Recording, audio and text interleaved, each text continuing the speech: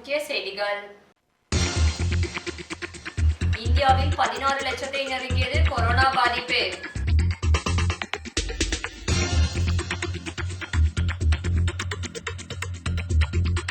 தேசிய கல்விக் கொள்கை 2020க்கு மத்திய அமைச்சரவை ஒப்புதல். கொரோனா தொற்று நோயை திறம்பட கையாண்ட மொரீஷியஸ் அரசாங்கத்திற்கும் மக்களுக்கும் நான் வாழ்த்து தெரிவித்துக் கொள்கிறேன் என பிரதமர் மோடி பேச்சு. குஜராத்தில் ரூபாய் 4,77,00,000 செல்லாத நோட்டுகள் பறிமுதல். வணக்கம். விரிவான செய்திகள். இந்தியாவில் கடந்த 24 மணி நேரத்தில் 52,123 பேருக்கு கொரோனா தொற்று உறுதி செய்யப்பட்டிருப்பதுடன் 775 பேர் உயிரிழந்துள்ளனர். இந்தியாவில் கொரோனா வைரஸ் வேகமாக பரவி வருகிறது. ஊரடங்கு கட்டுப்பாடுகள் தளர்த்தப்பட்டிருப்பதாலும் பரிசோதனைகளை அதிகரிப்பதாலும் தொற்று உறுதி செய்யப்பட்டவர்களின் எண்ணிக்கை தொடர்ந்து உயர்கிறது. அதே சமயம் குணமடைந்தவர்களின் எண்ணிக்கை உயர்ந்து வருவது ஆறுதல் அளிப்பதாக உள்ளது. இந்நிலையில் இன்று காலை மத்திய சுகாதாரத்துறை வெளியிட்ட தகவலின்படி இந்தியாவில் கொரோனா பாதிப்பு 16 லட்சத்தை நெருங்கியுள்ளது. மொத்தம் 15,83,792 பேர் கொரோனாவால் பாதிக்கப்பட்டுள்ளனர். இதுவரை இல்லாத அளவில் கடந்த 24 மணி நேரத்தில் 52,123 பேருக்கு கொரோனா தொற்று உறுதி செய்யப்பட்டுள்ளது. 775 பேர் மரணமடைந்துள்ளனர். இதன் மூலம் கொரோனா வைரஸால் உயிரிழந்தோர் எண்ணிக்கை 34,968 உயர்ந்துள்ளது. கொரோனா பாதிப்பிலிருந்து குணமடைந்தவர்களின் எண்ணிக்கை 10 லட்சத்தை தாண்டியது. இதுவரை 10,20,552 பேர் கொரோனா பாதிப்பிலிருந்து குணமடைந்துள்ளனர். நாடு முழுவதிலும் உள்ள பல்வேறு மருத்துவமனைகளில் 5,28,242 பேர் சிகிச்சை பெற்று வருகின்றனர். தேசிய கல்விக் கொள்கை 2020க்கு மத்திய அமைச்சரவை ஒப்புதல் அளித்துள்ளதை அடுத்து 2035க்குள் மொத்த சேர்க்கை விகிதத்தில் 50 விழுக்காடு எட்ட இலக்கு நிர்ணயிக்கப்பட்டுள்ளது. இதுகுறித்து செய்தியாளர்களிடம் பேசிய மத்திய அமைச்சர் பிரகாஷ் ஜவடேகர், பிரதமர் நரேந்திர மோடி தலைமையிலான மத்திய அமைச்சரவை 21ஆம் நூற்றாண்டிற்கான புதிய கல்விக் கொள்கைக்கு ஒப்புதல் அளித்துள்ளது என்றார். கடந்த 34 ஆண்டுகளாக மாற்றப்படாத கல்விக் கொள்கையில் இந்த மாற்றம் முக்கியமாகும். இந்த கல்விக் கொள்கை அனைத்து சமூகத்தினர் மட்டுமின்றி உலகில் உள்ள கல்வியாளர்களால் வரவேற்கப்படும் என்றார். அதைத் தொடர்ந்து பேசிய உயர்கல்வி செயலர் அமித் கரே, இது ஒரு வரலாற்று நாள். 34 ஆண்டுகளுக்கு பிறகு நாட்டிற்கு புதிய கல்விக் கொள்கை கிடைத்துள்ளது. இந்த புதிய கல்விக் கொள்கை மற்றும் சீர்திருத்தங்களை பின்பற்றி 2035க்குள் 50 விழுக்காடு மொத்த சேர்க்கை விகிதத்தை அடைவோம். நாட்டில் 45,000 தன்னாட்சி கல்லூரிகள் உள்ளன. அந்த கல்லூரிகளுக்கு கல்வி, நிர்வாகம், நிதி மேலாண்மை வைத்து தரம் உயர்த்தப்படும். அது மட்டுமின்றி பிராந்திய மொழிகளில் இணையதள வகுப்புகள் நடத்தப்படும். விஷுவல் லேப், தேசிய கல்வி தொழில்நுட்ப மன்றம் உருவாக்கப்படும் என்றார். இந்திய நிதி உதவியால் மொரீஷியஸ் நாட்டில் கட்டப்பட்ட புதிய உச்சநீதிமன்ற கட்டடத்தை அந்நாட்டு பிரதமர் பிரவீன் ஜுக்நாத்துடன் இணைந்து பிரதமர் நரேந்திர மோடி இன்று காணொலி காட்சி மூலம் திறந்து வைத்தார். இந்த நிகழ்ச்சியில் இந்தியா மற்றும் மொரீஷியஸ் நாடுகளின் நீதித்துறையை சேர்ந்த உயர் அதிகாரிகள் கலந்து கொண்டனர். இந்த நிகழ்ச்சியில் பேசிய மொரீஷியஸ் பிரதமர் பிரவீன் ஜுக்நாத், மொரீஷியஸ் தனது இதயத்திற்கு மிகவும் நெருக்கமான ஒன்று என்பதை மீண்டும் ஒருமுறை நிரூபித்த பிரதமர் நரேந்திர மோடிக்கு நான் மனமார்ந்த நன்றியை தெரிவித்துக் கொள்கிறேன். இந்த கடினமான காலங்களில் உங்களுக்கும் அரசாங்கத்திற்கும் இந்திய மக்களுக்கும் நமது ஒற்றுமையை தெளிவுபடுத்த இதனை நல்வாய்ப்பாக நான் பயன்படுத்திக் கொள்கிறேன் என்றார். இதைத் தொடர்ந்து பேசிய பிரதமர் நரேந்திர மோடி, உலகளாவிய கொரோனா தொற்று நோயை திறம்பட நிர்வகித்த அரசாங்கத்திற்கும் மொரீஷியஸ் மக்களுக்கும் நான் வாழ்த்து தெரிவித்துக் கொள்கிறேன். சரியான நேரத்தில் மருந்துகளை ஏற்றுமதி செய்து மொரீஷியஸ் நாட்டின் கொரோனா தடுப்பு முயற்சிகளுக்கு ஆதரவு அளிக்க முடிந்தது என்பதில் நான் மகிழ்ச்சி அடைகிறேன். இந்தியாவும் மொரீஷியஸும் ஜனநாயகத்தின் முக்கிய தூண்களாக நீதித்துறையை மதிக்கின்றன. இந்த மதிப்பின் அடையாளமாகவே நவீன வடிவமைப்பு மற்றும் கட்டுமானங்களுடன் கூடிய இந்த புதிய உச்சநீதிமன்றம் கட்டிடம் விளங்குகிறது. இந்த புதிய உச்சநீதிமன்ற கட்டிடம் இந்தியா மொரிஷியஸ் உறவை பிரதிபலிக்கிறது என்றார். உள்கட்டமைப்பு துறையில் அந்நிய நேரடி முதலீட்டை ஈர்க்க மத்திய அரசு முயற்சிகளை மேற்கொண்டு வருவதாக சாலை மேம்பாட்டு குறித்த இணையதள உரையாடலின் போது மத்திய அமைச்சர் நிதின் கட்கரி தெரிவித்தார். இது குறித்து அவர் கூறிய போது, அடிப்படை வசதிகள் மேம்பாடு குறித்து 100 விழுக்காடு அனுமதி உள்ளது. சாலை போக்குவரத்து, நெடுஞ்சாலைகள், பல்வேறு ஓய்வூதிய நிதி, காப்பீடு நிதி, நிதி நிறுவனங்களுடன் பேச்சுவார்த்தை நடந்து வருகிறது. ஓய்வூதிய நிதி, காப்பீடு நிதி பெறுவதற்காக உலக வங்கி, ஏடிபி, பிரிக்ஸ் வங்கி போன்றவைகளில் பேச்சுவார்த்தை தீவிரமாக நடந்து வருகிறது என்றார். மகாராஷ்டிரா மாநிலத்தில் நடைபெற்ற பாரதிய ஜனதா கட்சி செயற்குழு கூட்டத்தில் பேசிய அக்கட்சியின் தேசிய தலைவர் ஜே.பி. நட்டா, மகாராஷ்டிராவில் பாரதிய ஜனதா கட்சி சொந்த பலத்தில் தேர்தலில் வெற்றி பெற வேண்டும் என்று கூறினார். இதையடுத்து செய்தி சேனலுக்கு பேட்டி அளித்த மாநில பாரதிய ஜனதா கட்சி தலைவர் சந்திரகாந்த் பாட்டீல், மாநில நலனை பாதுகாப்பதற்காக சிவசேனாவுடன் பாரதிய ஜனதா கட்சி கூட்டணி வைத்தாலும் தேர்தலில் கூட்டணியாக போட்டியிட மாட்டோம் என்று கூறினார். அவரது இந்த கருத்து பரபரப்பை ஏற்படுத்திய நிலையில் சிவசேனாவுடன் கூட்டணி சேர எந்த திட்டமும் இல்லை என்று எதிர்க்கட்சி தலைவர் தேவேந்திர பட்னாவிஸ் தெரிவித்தார். இந்நிலையில் பாரதிய ஜனதா கட்சி தலைவர்களின் இந்த முரண்பட்ட கருத்துகள் குறித்து சிவசேனா விமர்சித்துள்ளது. இது தொடர்பாக அக்கட்சியின் அதிகாரப்பூர்வ நாளேடான சாம்னாவின் தலையங்கத்தில், மகாராஷ்டிராவில் உங்கள் அரசியல் விளையாட்டை விளையாட முடியாது, எனவே மாநிலத்தில் உங்களது ஆட்சியை பற்றி ஆசைப்படவும் முடியாது. ஜே.பி. நட்டா மாநில பாரதிய ஜனதா கட்சி சொந்த பலத்தில் இருக்க வேண்டும் என்று கூறுகிறார். ஆனால் சந்திரகாந்த் பாட்டீல் மாநில நன்மைக்காக சிவசேனாவுடன் கைகோர்க்க பாரதிய ஜனதா கட்சி தயாராக உள்ளது என்று குழந்தைத்தனமாக அறிக்கையை வெளியிடுகிறார். சில பாரதிய ஜனதா கட்சி தலைவர்கள் சிவசேனாவை விமர்சிக்கும் போது அந்த கட்சியுடன் சிவசேனா இணைவதன் மூலம் மாநிலத்திற்கு எவ்வாறு நன்மைகளை வழங்க முடியும்? சிவசேனா தலைமையிலான தற்போதைய மகா விகாஷ் அகாடி அரசாங்கம் இந்த மாநிலத்தின் நலனுக்காக செயல்படுகிறது. இந்த அரசாங்கத்தை குதிரை பேரம் மூலம் கவிழ்க்க முடியாது என்பதால் பாரதிய ஜனதா கட்சி குழப்பம் அடைந்துள்ளது என தெரிவித்துள்ளது. மணிப்பூர் மியான்மர் எல்லை அருகே பயங்கரவாத குழுவினர் நடத்திய தாக்குதலில் இந்திய வீரர்கள் 3 பேர் உயிரிழந்தனர். மணிப்பூர் மாநிலம் சந்தல் மாவட்டத்தில் மியான்மர் எல்லையை ஒட்டிய பகுதியில் அசாம் ரைபிள்ஸ் படைப்பிரிவை சேர்ந்த வீரர்கள் ரோந்து சென்றனர். அப்போது பயங்கரவாதிகள் புதைத்து வைத்திருந்த கன்னிவெடியில் வீரர்களின் வாகனம் சிக்கியது. இந்த திடீர் தாக்குதலால் நிலை குலைந்த வீரர்கள் சுதாரிப்பதற்குள் அங்கு பதுங்கியிருந்த பயங்கரவாதிகள் துப்பாக்கிச்சூடு நடத்தினர். இந்த தாக்குதலில் 3 வீரர்கள் உயிரிழந்தனர், 4 பேர் பலத்த காயமடைந்தனர்.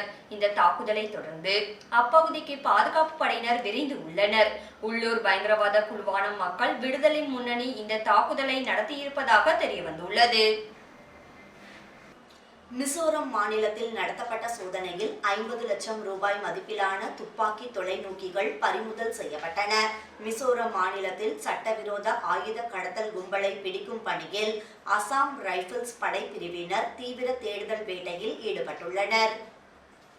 அவ்வகையில் நேற்று சம்பாய் மாவட்டம் ஜோஹத்வார் பகுதியில் நடத்தப்பட்ட தேடுதல் வேட்டையின் போது புஷ்னெல், லியூபோல்ட் மற்றும் மார்பூல் உள்ளிட்ட வெளிநாட்டு சட்டவிரோத ஏர் ரைபிள் தொலைநோக்கிகள் ஏராளமான அளவில் கைப்பற்றப்பட்டன. அவற்றின் மதிப்பு 50 லட்சம் ரூபாய் ஆகும். இதேபோல் லாங்கம் கிராமத்தில் காவல்துறையின் உதவியுடன் அசாம் ரைபிள்ஸ் படையினர் நடத்திய தேடுதல் வேட்டையின் போது சட்டவிரோத ஆயுத தொழிற்சாலையை கண்டுபிடித்து அழித்தனர். 2 பேர் கைது செய்யப்பட்டனர். அவர்களிடமிருந்து துப்பாக்கிகள் பறிமுதல் செய்யப்பட்டன.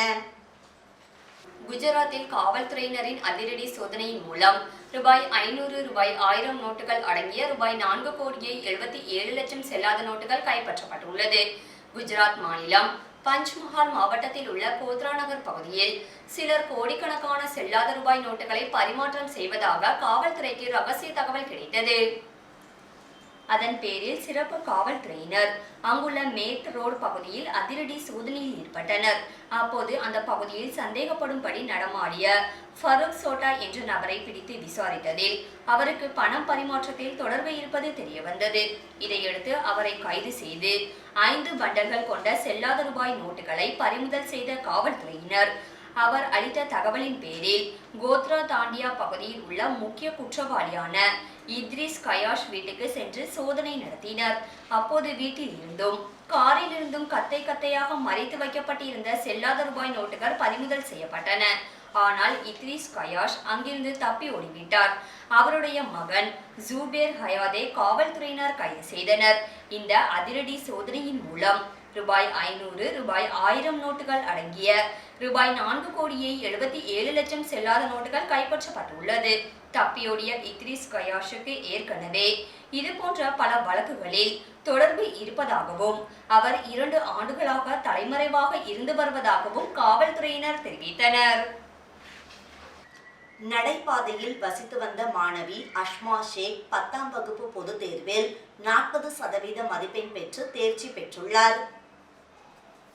மும்பையில் நடைபாதையில் வசித்து வரும் அஷ்மா ஷேக் என்ற 17 வயது நிரம்பிய மாணவி தெரு விளக்கில் பாடங்களை படித்து 10ஆம் வகுப்பு பொதுத் தேர்வில் 40% மதிப்பெண் பெற்று தேர்ச்சி பெற்றுள்ளார். இது குறித்து மாணவியின் தந்தை சலீம் மிக்க மகிழ்ச்சி அடைந்துள்ளார். நிலையான வேலை இல்லாத நிலையில் பாப்கார்ன், ஐஸ் உள்ளிட்டவற்றை விற்பனை செய்து வருவதாக அவர் தெரிவித்தார். மாணவி அஷ்மா ஷேக் கூறிய போது, சாலையில் வாகனம் செல்லும் சத்தம் காரணமாக பகலில் படிக்க முடியாத நிலையில் இரவு நேரம் படித்து வந்ததாக தெரிவித்தார். மேலும் மேற்படிப்பு படிக்க ஆர்வத்துடன் உள்ளதாக அவர் தெரிவித்தார். நாலா சோப்ராவில் போதைக்கு அடிமையான மகனை கொன்ற தந்தை கைது.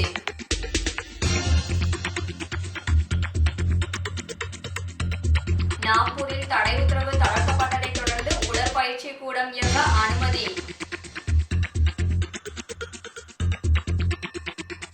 சத்தாரா பகுதியில் ஆன்லைன் மூலம் இருசக்கர வாகன விற்பனையில் மோசடி செய்த நபருக்கு வலைவீச்சு. ஜர்கானில் தீயணைப்புத்துறை கட்டிட கட்டுமான பணி நடைபெற்ற இடத்தில் திருட்டில் ஈடுபட்ட 9 பேர் கைது.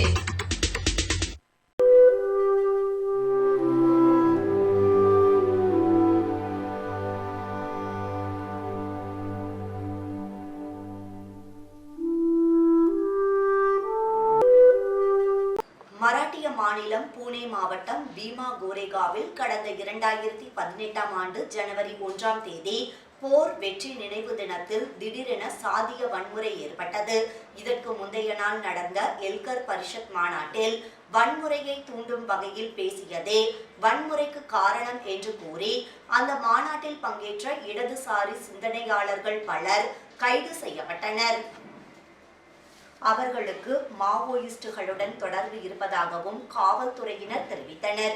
இந்த வழக்கில் புனே காவல்துறையினர் 2018ஆம் ஆண்டு நவம்பர் 15ஆம் தேதி குற்றப்பத்திரிகையையும் கடந்த ஆண்டு பிப்ரவரி 21ஆம் தேதி துணை குற்றப்பத்திரிகையையும் தாக்கல் செய்தனர். பின்னர் இந்த வழக்கு விசாரணை கடந்த ஜனவரி மாதம் 24ஆம் தேதி தேசிய புலனாய்வு முகமையிடம் ஒப்படைக்கப்பட்டது. ஏப்ரல் 14ஆம் தேதி தேசிய புலனாய்வு முகமை அதிகாரிகள் இந்த வழக்கு தொடர்பாக ஆனந்த் டெல் துப்டே மற்றும் கௌதம் நவுலகா ஆகியோரை கைது செய்தனர். இந்நிலையில் எல்கர் பரிஷத் வழக்கு தொடர்பாக டெல்லி பல்கலைக்கழகத்தில் ஆங்கில துறை இணை பேராசிரியராக பணிபுரிந்து வரும் ஹனி பாபு முஷாலியார் வீட்டில் தராயில் என்பவரை தேசிய புலனாய்வு முகமை அதிகாரிகள் நேற்று முன்தினம் அதிரடியாக கைது செய்தனர். 5 நாட்கள் விசாரணைக்கு பிறகு அவர் மீது கைது நடவடிக்கை எடுக்கப்பட்டது. இவர் நக்சல் நடவடிக்கைகள் மற்றும் மாவோயிஸ்டுகள் சித்தாந்தங்களை பிரச்சாரம் செய்து வருவதாகவும் இந்த வழக்கில் கைதான மற்ற குற்றம் சாட்டப்பட்டவர்களுடன் தொடர்பில் இருந்தவர் என்பதும் விசாரணையில் தெரிய வந்துள்ளது. பின்னர் மும்பையில் உள்ள NIA தேசிய புலனாய்வு நீதிமன்றத்தில் பேராசிரியர் ஹனி பாபு ஆஜர்படுத்தப்பட்டார். நீதிபதி அவரை 7 நாட்கள் காவலில் வைத்து விசாரிக்க அதிகாரிகளுக்கு அனுமதி அளித்து உத்தரவிட்டார். நாலாசோப்ரா பகுதியில் நிலேமோரே கிராமத்தில் போதைப் பொருளுக்கு அடிமையான மகனை கொலை செய்த தந்தையை காவல்துறையினர் கைது செய்தனர். நாலாசோப்ரா மேற்கு நிலேமோரே கிராமத்தில் சாய் கணேஷ் வெல்ஃபேர் குடியிருப்பு பகுதியில் உள்ள யூனிக் கட்டிடத்தில் வாஷிம் ஷேக் என்பவர் தனது 3 மகன்களுடன் வசித்து வந்தார். அமீன் ஷேக், காஜா ஷேக், அஷ்ரப் ஷேக் ஆகியோருடன் வசித்து வந்த நிலையில் மூத்த மகன் அமீன் ஷேக் போதைப் பொருள் பயன்படுத்திய நிலையில் கடந்த 4 மாதங்களாக வேலைக்கு செல்லாததால் ஆத்திரமடைந்தார். அதனைத் தொடர்ந்து அமீன் ஷேக்கை கழுத்தை நெரித்து கொலை செய்தார். இச்சம்பவம் தொடர்பாக வழக்கு பதிவு செய்த காவல்துறையினர் வாஷிம் ஷேக்கை கைது செய்தனர். வழக்கு தொடர்பாக நாலாசோப்ரா மூத்த ஆய்வாளர் ஸ்ரீரம் கோசாவி விசாரணை நடத்தி வருகிறார். பூனே பகுதியில் அரிய வகை கருஞ்சிறுத்தை ஒன்றை படம் பிடித்த நபர் அதனை வைரலாக வெளியிட்டுள்ளார். பூனேயை சேர்ந்த அபிஷேக் பக்னிஷ் என்பவர் தடோபா அந்தாரி தேசிய பூங்கா பகுதியில் சுற்றித் திரிந்த அரிய கருஞ்சிறுத்தை ஒன்றை படம் பிடித்துள்ளார். அந்த படம் வைரலாக வெளியாகி உள்ளது. இது குறித்து அவர் கூறிய போது, கடந்த 2019ஆம் ஆண்டு புலி ஒன்றை படம் பிடிக்க சென்ற போது புலிக்குட்டி தென்பட்டும் அதனை படம் பிடிக்க இயலாமல் போனது. ஆனால் அதற்கு பதிலாக இந்த கருஞ்சிறுத்தை படத்தை பிடிக்க முடிந்தது என்று அவர் தெரிவித்தார். தடை உத்தரவில் தளர்வு ஏற்படுத்திய நிலையில் உடற்பயிற்சி கூடங்கள் இயங்க அனுமதி வழங்கப்பட்டுள்ளது. அதனைத் தொடர்ந்து நாக்பூரில் உடற்பயிற்சி கூடங்களை திறக்கும் பணியில் உரிமையாளர்கள் ஈடுபட்டுள்ளனர். மாநில உள்துறை அமைச்சகம் வழிகாட்டுதல் படி தடை உத்தரவு தளர்வு குறித்து அறிவிப்பு வெளியிடப்பட்டு உள்ளது.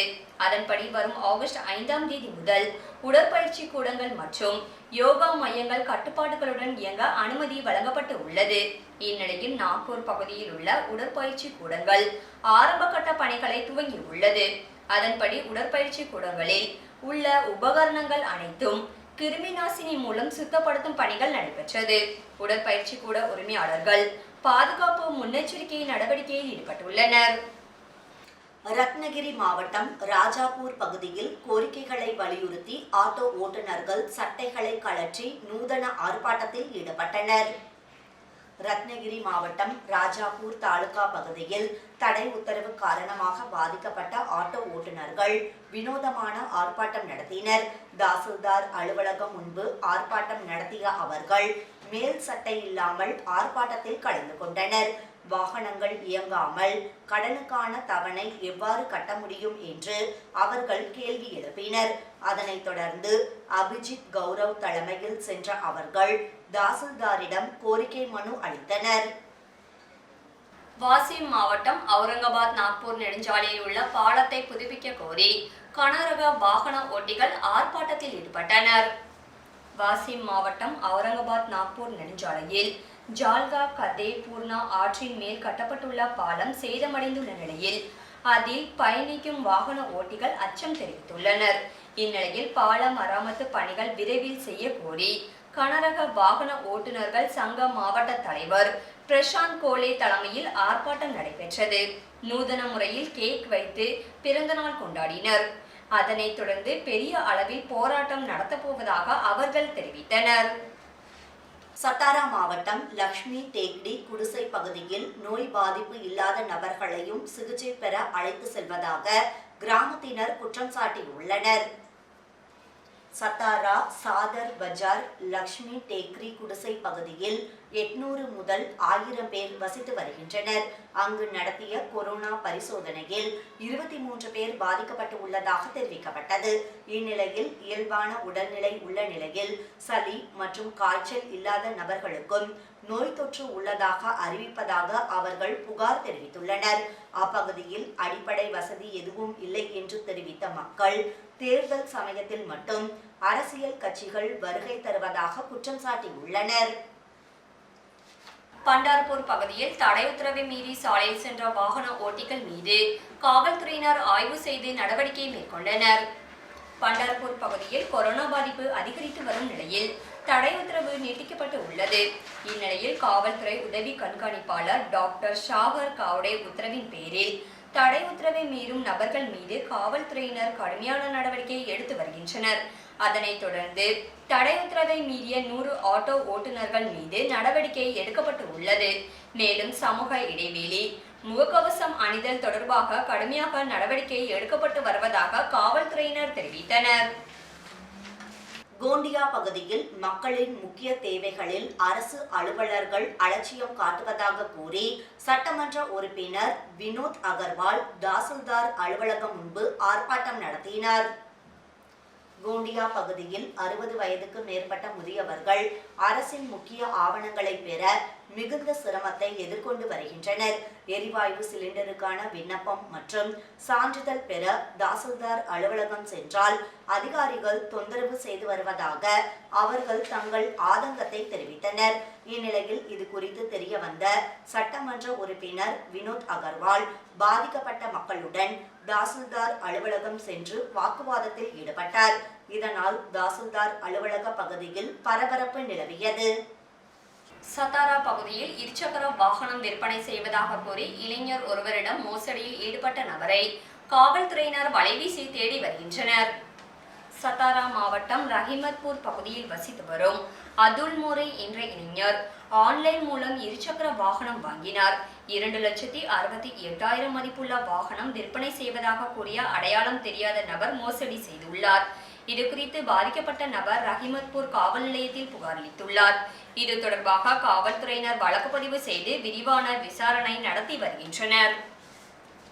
ஜல்கான் பகுதியில் தீயணைப்பு துறையின் கட்டுமான பகுதியில் இருந்து மரக்கதவுகள் மற்றும் மின்சார மோட்டார் திருடியது தொடர்பாக 9 நபர்களை காவல்துறையினர் கைது செய்துள்ளனர். ஜல்கான் மாவட்டம் புசாவல் தாலுகாவிற்குட்பட்ட வாராங்கன் பகுதியில் தீயணைப்பு துறைக்கான கட்டிடம் கட்டும் பணிகள் நடைபெற்று வருகிறது. இந்நிலையில் அப்பகுதியில் இருந்து 75,000 ரூபாய் மதிப்புள்ள 24 மரக்கதவுகள் மற்றும் 1 லட்சம் ரூபாய் மதிப்புள்ள மின்சார மோட்டார் ஆகியன திருட்டு போனது. அதனைத் தொடர்ந்து நடவடிக்கை எடுத்த காவல்துறையினர் இதில் தொடர்புடைய 9 நபர்களை கைது செய்துள்ளனர். அவர்களிடமிருந்து 16 கதவுகள் பறிமுதல் செய்யப்பட்டது. வழக்கு தொடர்பாக காவல்துறையினர் விசாரணை நடத்தி வருகின்றனர். மும்பை லோவர் பரேல் பகுதியில் போலி முகக்கவசங்கள் விற்பனை செய்ய எடுத்துச் சென்ற நபரை குற்றப்பிரிவு காவல்துறையினர் கைது செய்து முகக்கவசங்களை பறிமுதல் செய்தனர். கொரோனா வைரஸ் பரவலை தடுக்கும் வகையில் பொது இடங்களில் முகக்கவசம் அணிவது கட்டாயமாக்கப்பட்டுள்ளது. இதன் காரணமாக முகக்கவசத்திற்கான தேவை அதிகரித்து உள்ளது. இந்நிலையில் பிரபல வெனஸ் நிறுவனத்தின் N95 V410 போலி முகக்கவசங்களை மர்ம நபர் லோவர் பரேல் கிழக்கு பகுதிக்கு விற்பனை செய்ய வருவதாக வந்த தகவலை அடுத்து குற்றப்பிரிவு எண் 3 காவல்துறை ஆய்வாளர் நிதின் பாட்டீல் தலைமையில் காவல்துறையினர் போதார் மில் அருகில் வந்த டெம்போவை மறித்து சோதனை நடத்தினர். அப்போது 29,39,000 ரூபாய் மதிப்புள்ள போலி முகக்கவசங்கள் பறிமுதல் செய்யப்பட்டது. அதனைத் தொடர்ந்து வெனஸ் நிறுவன அதிகாரிகள் அதனை ஆய்வு செய்து அவை போலியானவை என்று உறுதி செய்தனர். இது தொடர்பாக 42 வயது நிரம்பிய நபர் ஒருவரை கைது செய்த காவல்துறையினர் அவரை நீதிமன்றத்தில் ஆஜர்படுத்தினர். வழக்கு குறித்து விசாரணை நடத்திய நீதிபதி அவரை ஆகஸ்ட் 3ஆம் தேதி வரை காவல்துறை காவலில் எடுத்து விசாரிக்க உத்தரவிட்டார். உலகையே ஆட்டி படைத்து வரும் கொரோனா வைரஸ் காரணமாக தற்போது வரை 1 கோடிக்கும் மேற்பட்டோர் பாதிக்கப்பட்டுள்ளனர். லட்சக்கணக்கில் உயிர் போயுள்ளது. இன்னும் இந்த நோயின் தாக்கம் ஒரு சில நாடுகளில் தீவிரமாகித்தான் வருகிறது. இந்த நோய் முதலில் சீனாவில் இருந்துதான் அனைத்து நாடுகளுக்கும் பரவியது. ஆனால் சீனா தற்போது கொரோனாவில் இருந்து மீண்டு இயல்பு நிலைக்கு திரும்பியுள்ளது.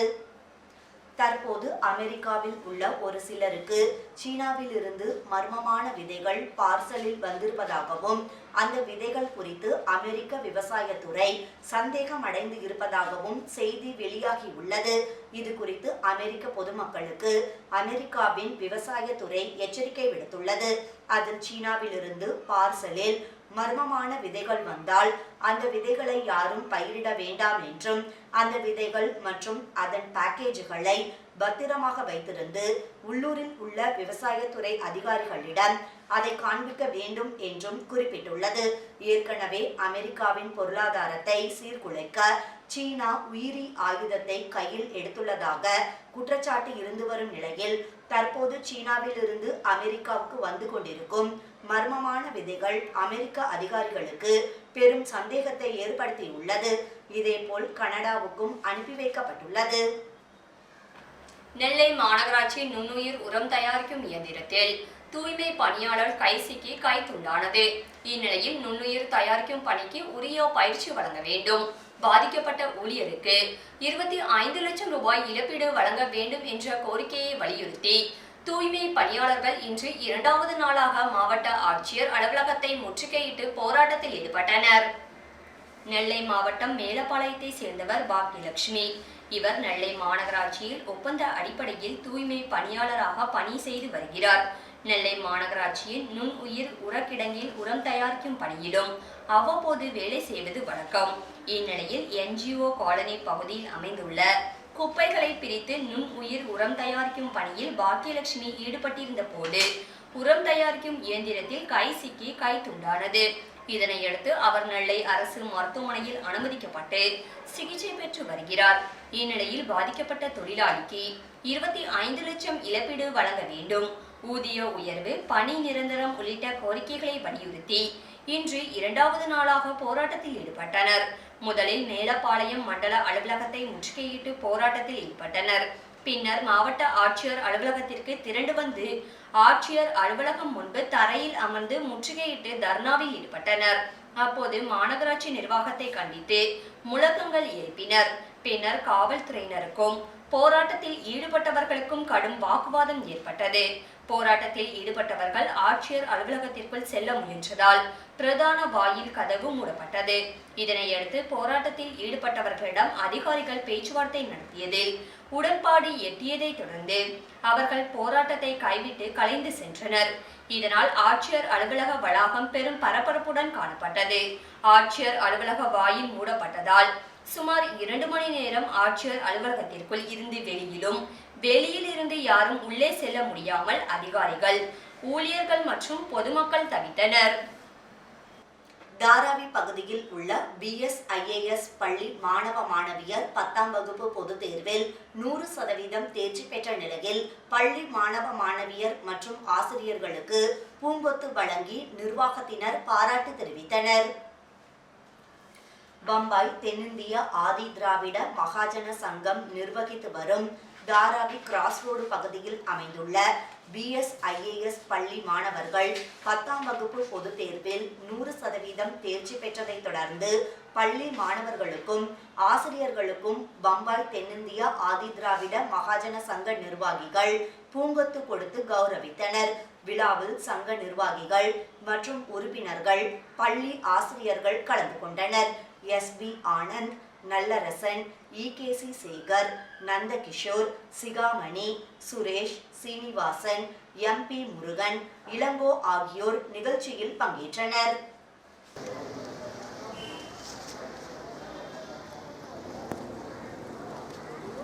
தாராவியில் தடை உத்தரவால் பாதிக்கப்பட்ட மக்களுக்கு 188வது வார்டு வஞ்சித் பகுஜன் அகாடி தலைவர் நவீன் முகேஷ் ஏற்பாட்டில் அத்தியாவசிய உணவுப் பொருள் பை வழங்கப்பட்டது. தாராவி பகுதியில் வஞ்சித் பகுஜன் அகாடி 188வது வார்டு சார்பில் தடை உத்தரவு காரணமாக பாதிக்கப்பட்ட மக்களுக்கு அத்தியாவசிய உணவுப் பொருள் வழங்கப்பட்டது. தாராவி 188வது வார்டு தலைவர் நவீன் முகேஷ் ஏற்பாட்டில் நடைபெற்ற இந்நிகழ்ச்சியில் மாநில தலைவர் ரேகா தாய், மாநில ஒருங்கிணைப்பாளர் மகேந்திர லோக்டே, மும்பை ஒருங்கிணைப்பாளர் ஆனந்த் ஜாதவ், தென்மத்திய மும்பை மாவட்ட தலைவர் சந்தீப் பான் பாட்டீல், பொது செயலாளர் இக்பால் மணியார் உசேன், தாராவி தாலுகா தலைவர் வினோத்குமார் ராஜேந்திரன் உள்ளிட்டோர் கலந்து கொண்டு உணவு பைகளை வழங்கினர். மக்கள் சமூக இடைவெளியை கடைபிடித்து வரிசையாக நின்று பொருட்களை வாங்கிச் சென்றனர்.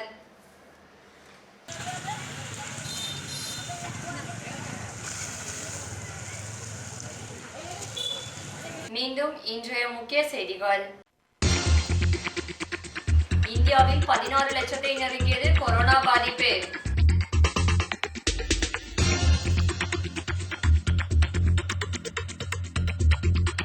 தேசிய கல்விக் கொள்கை 2020க்கு மத்திய அமைச்சரவை ஒப்புதல். கொரோனா தொற்று நோயை திறம்பட கையாண்ட மொரீஷியஸ் அரசாங்கத்திற்கும் மக்களுக்கும் நான் வாழ்த்து தெரிவித்துக் கொள்கிறேன் என பிரதமர் மோடி பேச்சு. குஜராத்தில் ரூபாய் 4 கோடியே 77 லட்சம் செல்லாத நோட்டுகள் பறிமுதல். செய்திகள் இத்துடன் நிறைவடைகிறது. வணக்கம். வணக்கம்.